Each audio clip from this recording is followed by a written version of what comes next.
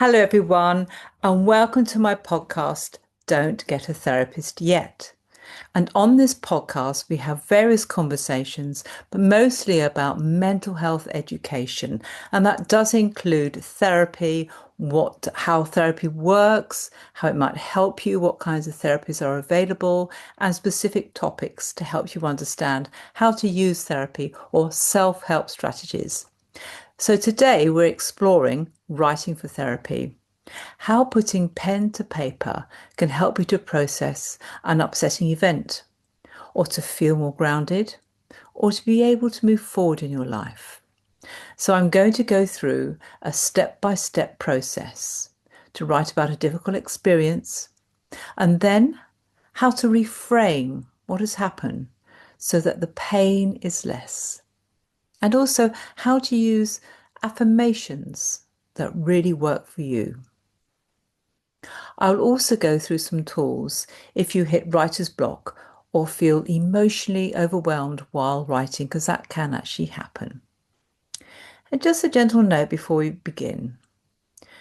I think it's really important to remind you that writing about painful memories can stir very strong feelings. So please note if anything here becomes too much, you can pause, ground yourself, and work on some self-soothing techniques.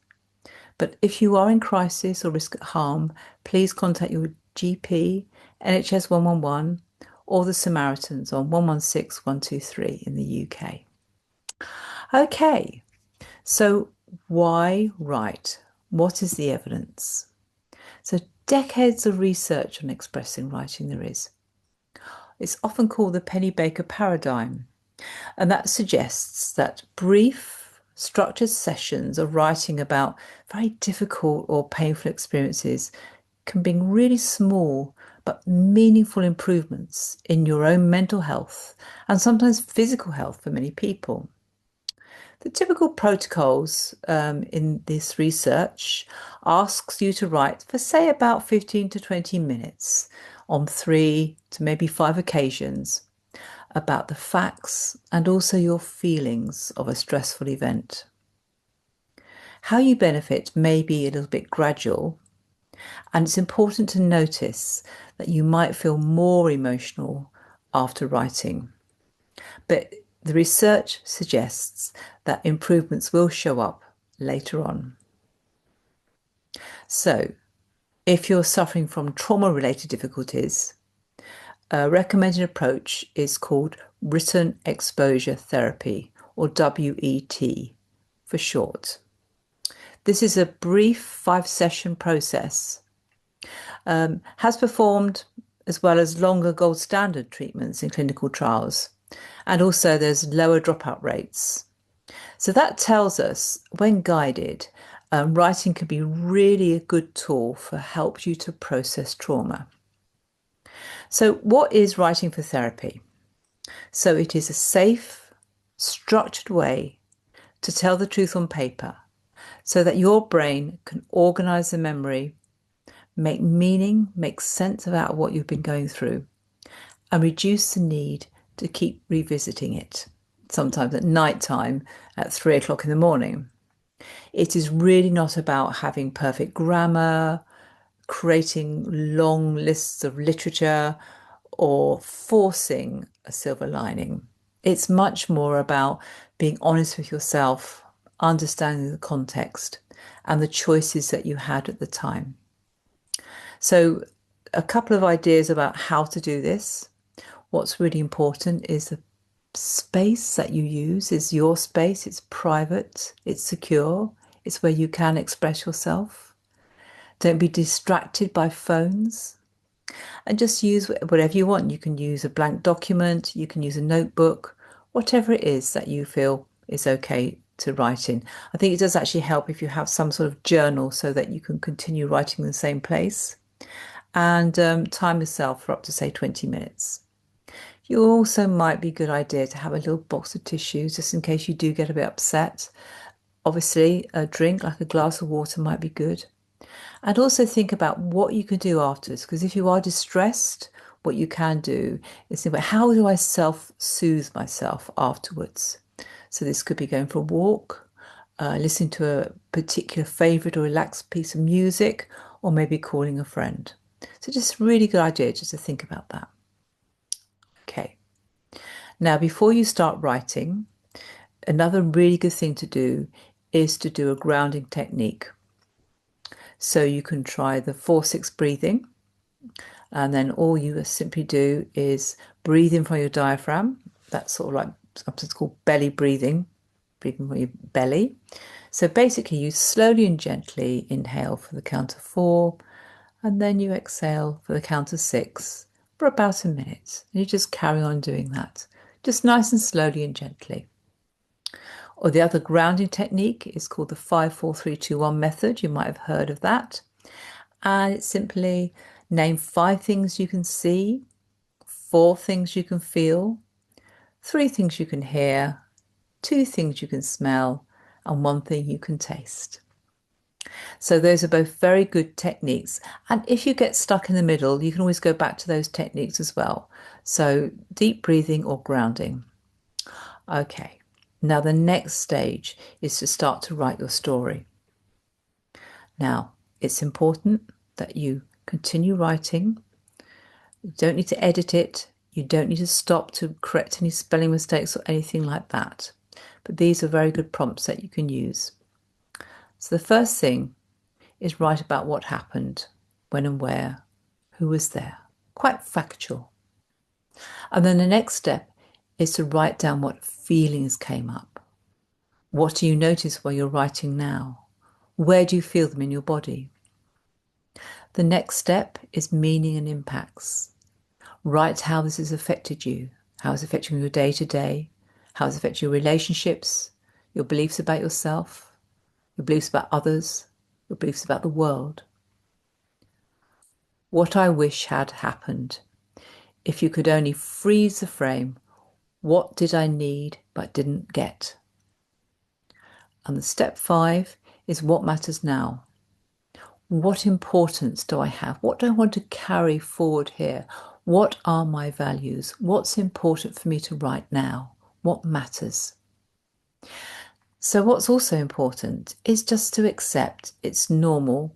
If the first few minutes feel jagged or tearful, that's absolutely fine.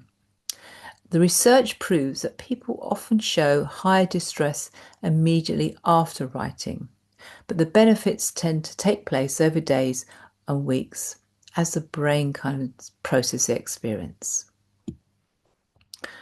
So if you do stall, some techniques you can use is to start the sentence as the hardest part about this is, that's one example.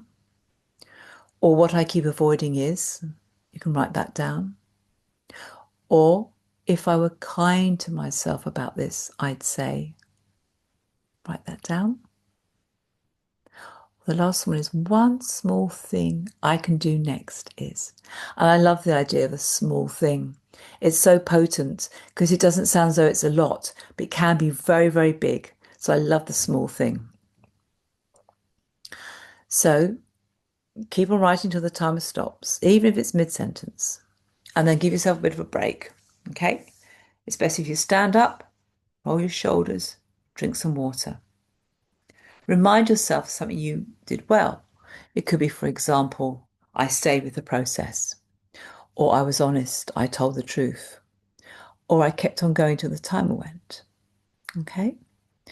And then the next step is to go back to that self-soothing again. So that can be the deep breathing, breathing in for 4, breathing out for 6, do that for about a minute, or the grounding technique.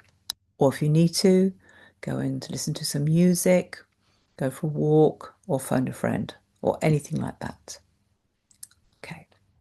So the next step is to do this about 3 to 5 times over 1 to 2 weeks. Now, what's important to remember, if the event is severe trauma and your distress spikes or stays high, consider doing this work with somebody like myself, a trained therapist, or explore maybe a more guided approach like the WET we mentioned earlier. Okay, so sometimes it can really, really help if you share the process with someone, or you can do it with a therapist. You can actually go to your therapist if you're already in therapy and say, I've heard about this writing therapy. I really want to give it a go, because a lot of therapists will actually encourage you to do that. Okay, so the next step is reframing process. So how do you move from the raw pain that you're feeling, the intense emotions you're feeling, the memories that are coming back, to how you move to a balanced perspective? Okay. The first thing to say about reframing, it is not sugarcoating. It's called cognitive reappraisal. What that means is stepping back to see the event in a more fuller way, to actually sort of look back and reflect upon it, and actually notice that if you look at it in a different way, it can help to remove some of the emotional intensity, and it can improve your coping. Okay. So what's important then is go through the facts, revisit the facts, then go through your story, what your interpretations are, what predictions you're making, and what that says about me. And then the third fact, which is the balanced alternative reframing, is try to write it in a way where it's perhaps another person might see it differently, perhaps your best friend or compassionate person, or perhaps you being more kind or compassionate towards yourself. Okay, so just going to give you an example. So a fact could be, my boyfriend didn't reply to my message for 24 hours. So the story that you believe is he doesn't care about me. But another way of looking at it, a balanced alternative, I don't know yet. He may be overwhelmed. I'll check in once, then leave it. So rather than tell you the self story that he doesn't care about you, you try to get a more reframed, balanced alternative. You try to think, okay, maybe there's a reason for that. I don't know whether he doesn't care about me. There may be something going on in his life. Okay, hopefully that makes sense. And the other thing to think about is the ABC of beliefs. So the ABC stands for, A stands for activating event. So what happened? Belief is the thought it triggered. Okay. And it tends to be a negative, harsh belief. And because of the action and the belief, what are the consequences? So an example could be that you could be feeling bad, or your behavior is not helpful considering how you sort of view the situation. Okay. And then you test the belief. What's the evidence before and against? Then you write down a more accurate belief and notice how your feelings shift. Okay. So let's give an example of that. So an activating event could be, you saw your friend across the road, you waved to her and she didn't wave back. Okay. So the belief could be what goes in your mind. It could be something like, she didn't see me, I've done something wrong. I've obviously offended her because she's ignoring me.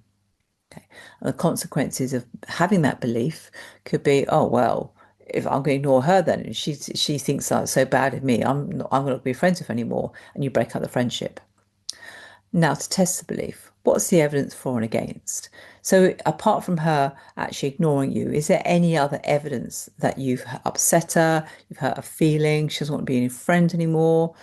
And actually, if you look at the evidence, maybe she contacted you, say, a couple of days ago saying, hi, looking forward to meeting up, and you've arranged a meeting up. That is not evidence of her not wanting to have a friend. Maybe there's other evidence. Maybe she was had headphones on, which you couldn't see, and she was listening to music, she didn't see you. Or maybe she was just sort of daydreaming and not really looking over your area as well. So it's really important that you actually get that balanced alternative. Can you see how that works? So that's the ABC approach. Okay. The other area is called meaning making. And this means, what did this cost and what did it teach? Okay. So here you can list two columns. One column is the costs and the second column is the learnings. So you're not approving the event, You're recognizing the skills or the values that emerged from the event. So the learnings could be about, I've learned to be a bit more wise. I've learned to ask for help when I needed to. I've actually been very courageous. So that can really help to foster a sense of resilience inside you, a stronger kind of feeling that you can deal with things as well. And this is a very good evidence-based process that helps you is to actually look at the meanings, whatever happened to you. So there will be costs, there will be things that have affected you, but there will also be learnings. And it's the learnings that really make the difference to how you feel. The next one is a self-compassionate perspective. Now, in this situation, you'll be asked to write, say, 6 to 8 sentences, a note from yourself. Okay, so you write down the bad experience, what's happened to you, but then you think of the voice of a wise, caring friend. Okay, so you write down what a friend might say about the situation. So, for example, say that you caused I know you dropped your friend's precious vase on the floor, okay, and you feel terrible about it. Okay, you feel very, very guilty. You feel very shamed that you were careless with that. Okay, so you're really blaming yourself. You wrote that down. What you could then go, okay, what would my best friend say about that? What would my compassionate friend say about that?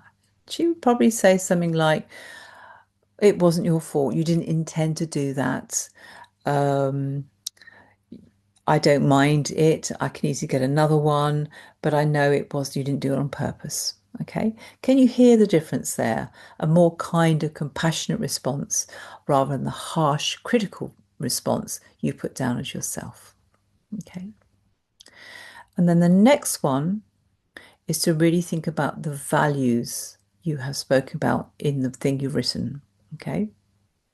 So perhaps an example, if we use the vase again, that you want to write about the vase and you broke the vase.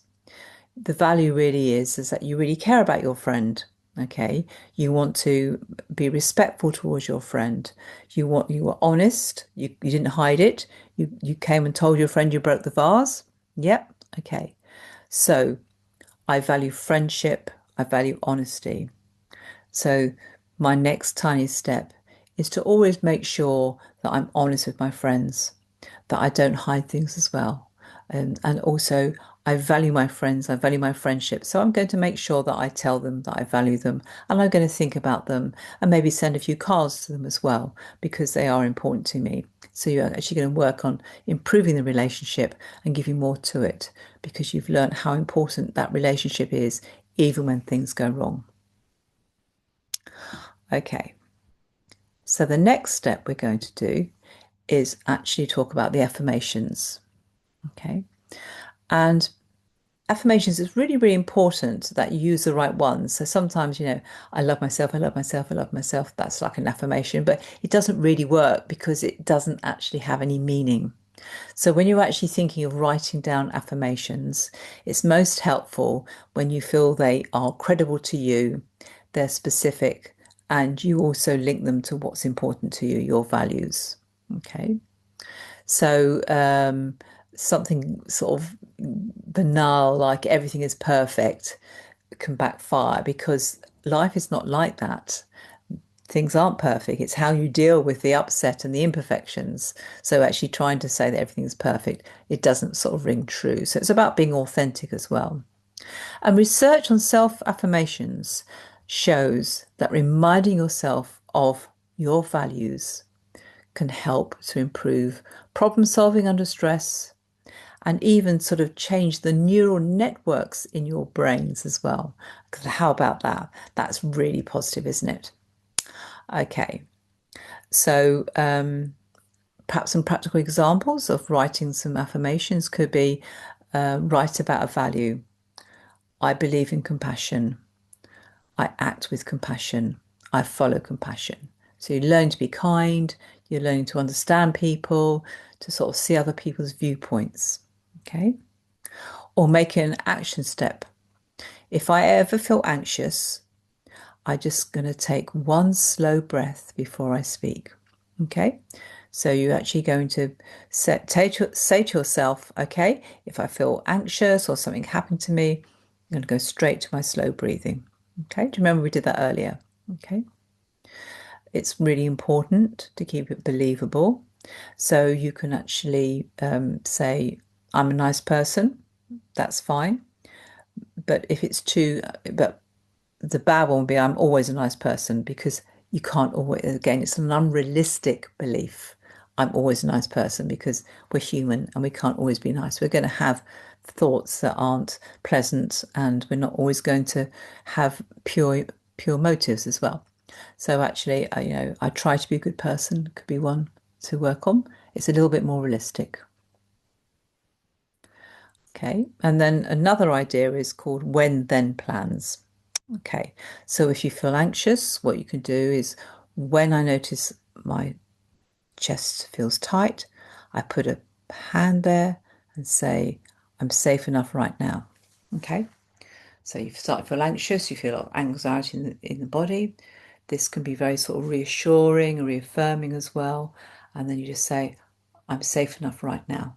And it's got an action with it, which actually makes it much stronger. Okay. Other examples can be, I can't change the past, but I can choose a kinder next step. I like that one. That's really good, because you're right, you can't change the past, but what you can do is change the future and just make one small step. Again, it's back to that small step. I love that as well. Okay, another one is my feelings are valid. My feelings are real. I completely accept them, but my actions are my choice. So again, you can hear the difference then. Yeah, you might feel very angry, very upset, what's happened to you as well, but you have a choice as how to respond. You have a choice to think, oh, there's no point in going on. My life is a mess. I'm not going to try anything. Okay. And what happens to that behavior? Or you can make a choice saying, I'm going to overcome this. I'm going to make improvements in my life. Whatever happens, I refuse to be the victim. I am the survivor. So there's a big difference in actually the language you use to yourself as well. Another one is, because I value respect, I speak to myself respectfully. And that's a really nice one as well, if you think about that, because being respectful towards yourself, it's actually enabling you to have a better relationship with yourself, a much more kinder, compassionate relationship with myself. I talk about this a lot in therapy, compassion focused therapy, but writing it down, because I value respect, I speak to myself respectfully. Okay, so I hope you like that one. An idea, write 2 to 3 affirmations that feel true today, and then try to rewrite them at the top of every new entry for a week. So you're constantly saying them as well. Okay. So some more top tips here is make sure you go for raw honesty. Okay. If a sentence starts to, if you start working out the grammar or the language or everything like that, just kind of go to bullet points as well, because when it's not about how you write it, it's much more about the expression of what you feel. Okay. It's best to write by hand if you can.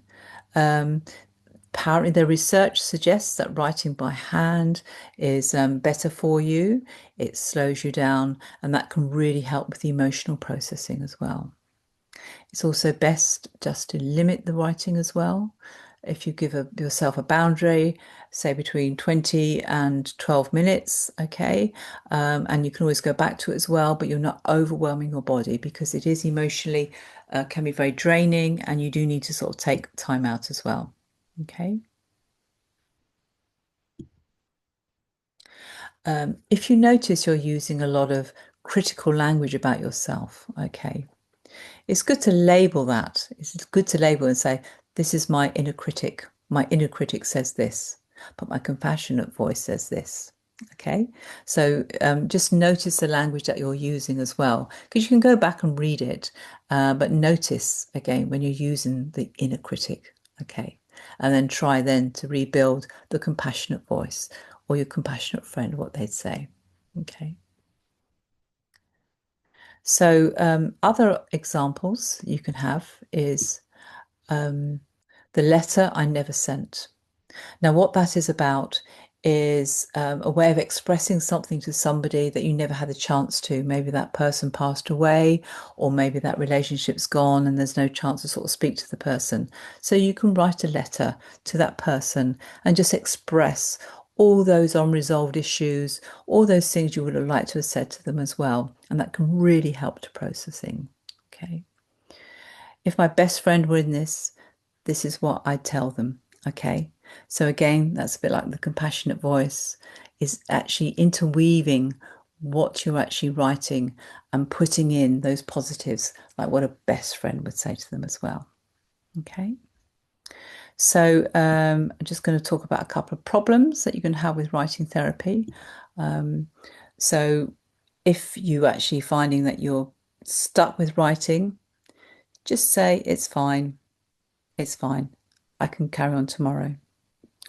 Or maybe just write for a short time, write for maybe a minute, and you write short sentences, or just start with today I noticed. Okay.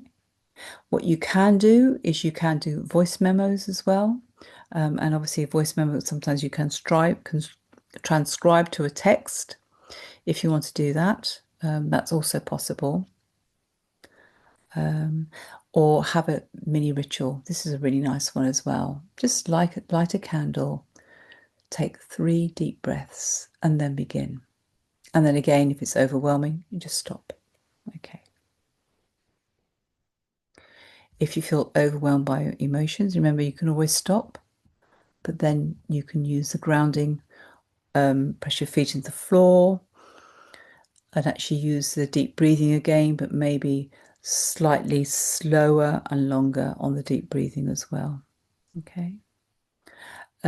If you feel writing in I is too difficult, you can go to the third person. So rather than I was doing her best, right, she was doing her best as well. You can close the notebook and just say on the cover, I will return. If you really do feel your symptoms are overwhelming, again, consider working with a therapist or somebody that helps you. Now, it's really important that you start finding whether this is working as well. Okay, so you should be able to notice any little minor shifts. Is there one thing that you notice that you think differently as well? Can you recognize that you're thinking and feeling more positive? Are you noticing that perhaps your sleep is a little bit better, you're less irritable, you feel less tension, and it doesn't bother you quite so much? Okay, so there's a lot there to take in, but what I really want to encourage you to do is just to start somewhere as well. And if it's simply writing and being kind to yourself, but ending on positives like the affirmations or being kind to yourself or what I've learned is very much part of the process. Research suggests that the real benefit is when you can rewrite stuff and to find some positives in that as well. So let me encourage you on your journey. Let me know how you get on. I really would like to help you more and see whether you actually notice a change. Thank you, and I hope you enjoyed the podcast. Bye.